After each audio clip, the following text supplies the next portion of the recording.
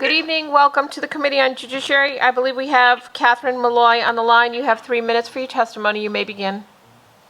Okay, thank you. Good evening, Chairwoman and honored committee members. My name is Katherine Molloy, and I'm a Brown University student living in Providence. I am also a campaign intern with Senator Mack, and I engage in the study and research of mass incarceration. As of right now, I'm prepping to begin research with Professor Gonzalez-Van Cleve at Brown's Mass Incarceration Lab. Because of my position with Senator Mack, I have the unique opportunity to visit ACI Rhode Island's medium, maximum, and high security facilities 2 weeks ago. This visit not only reaffirmed my support of Bill S-395, but made me even more passionate and motivated to testify on its behalf.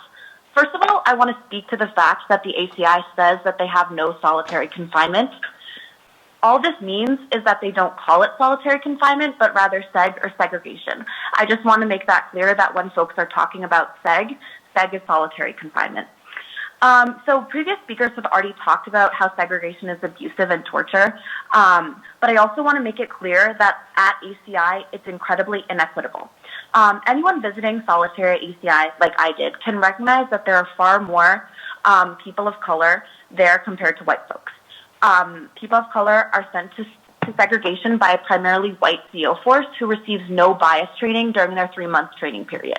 I had the opportunity to speak with a couple individuals who were folks of color currently incarcerated and in solitary at ACI, and they had been said that they were put in seg for incidents such as piling blankets up in order to keep rats out or eating food in their cells. There was no question in their minds that if they were white, they would not have been sent to seg. Furthermore, there's a huge issue, as I believe had been spoken to a couple of testimonies prior, that families are unable to understand why a loved one is in seg.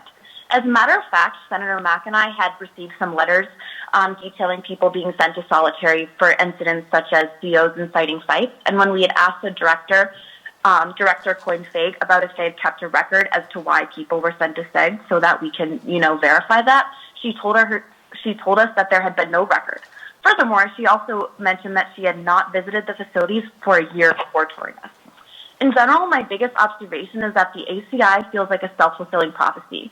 Rhode Island holds incarcerated individuals in dark cells with little opportunity to see daylight, touch grass, or build relationships. Then we're wondering why recidivism rates are so high at ACI. Rhode Island is one of the few remaining states who have not passed a bill similar to S-395, and it is imperative that we do so. I'd implore committee members that if you are questioning the merits of this bill, you need to visit the ACI. And when I say visit the ACI, I don't mean visit the ACI and only interact with prison administration, but rather talk to and listen to the incarcerated individuals there.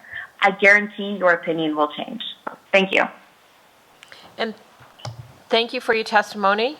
I don't see any questions of committee members at this time, and you have a good evening. Thank you. Thank you. You too.